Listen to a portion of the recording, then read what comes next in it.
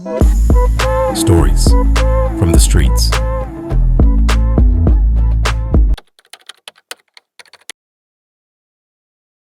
It's 11:47 p.m. and the liquor store parking lot is quiet, except for the flicker of its old neon sign.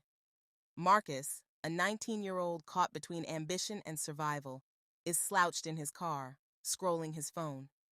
His stomach twists as he waits for the text from Reese, his older cousin. Reese promised tonight's job was simple, a pickup and drop-off. Easy money, he said. Marcus glances at the clock. What am I doing here? He mutters to himself. He doesn't want this life forever, but with his mom behind on rent and his little sister needing new school clothes, Marcus feels the weight of responsibility pressing on him. His phone buzzes. 10 minutes. Alley by Hilltop Grill. Be sharp. Reese's tone is always short, always serious. Marcus straightens up, takes a deep breath, and pulls out of the lot. The drive feels longer than it is, every red light adding to Marcus's anxiety. The city streets are alive with the sounds of distant sirens and faint music pouring out of packed clubs. Marcus turns into the narrow alley behind Hilltop Grill, his headlights off.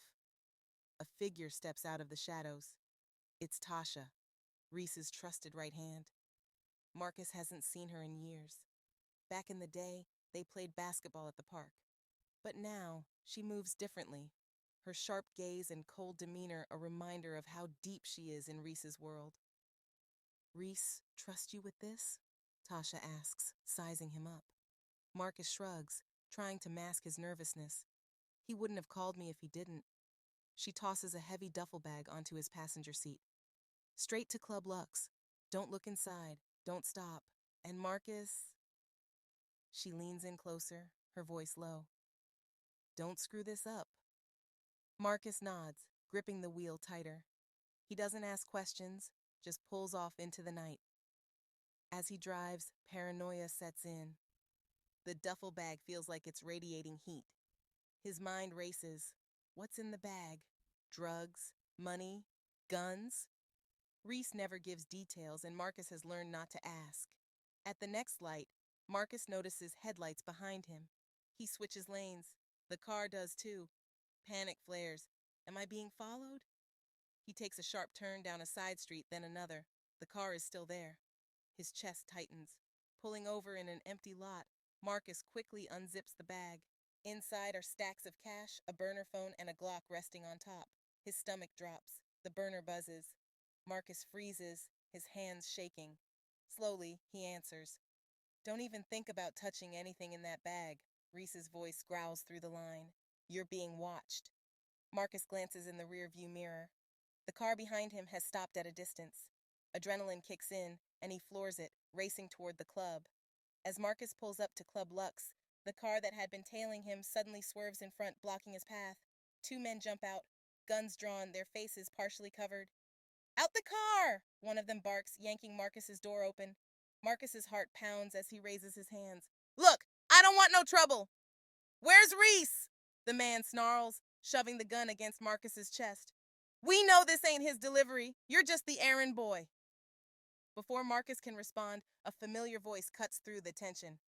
Step back, now. It's Tasha, emerging from the shadows, a pistol aimed steady at the man's head. Two of Reese's enforcers step up behind her, armed and ready. The tension erupts into chaos. Shots ring out. Marcus ducks behind the car as the sound of metal hitting metal and glass shattering fills the air. When the smoke clears, the attackers are gone, and Tasha stands over him, her gun still drawn.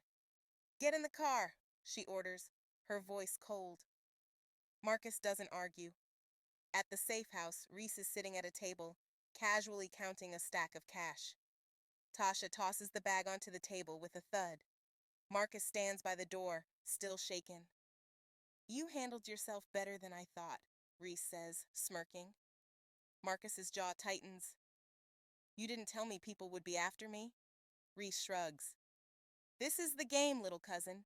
You want easy? Go flip burgers. I'm done, Marcus snaps. This is my last one. I'm out. Reese leans back, his smirk turning into a chuckle. That's cute. You think you get to decide when you're out? Tasha cuts in, lighting a cigarette. He's got potential. Better keep him on deliveries. Marcus shakes his head and turns to leave. As he steps out into the cool night, the weight of the conversation hangs heavy. He knows the truth. The streets don't let people walk away easily. As Marcus drives home, his phone buzzes. It's a text from an unknown number. "I know who you are. Next time, you won't walk away." Marcus swallows hard, glancing at the rearview mirror. A pair of headlights appears in the distance, following him once again.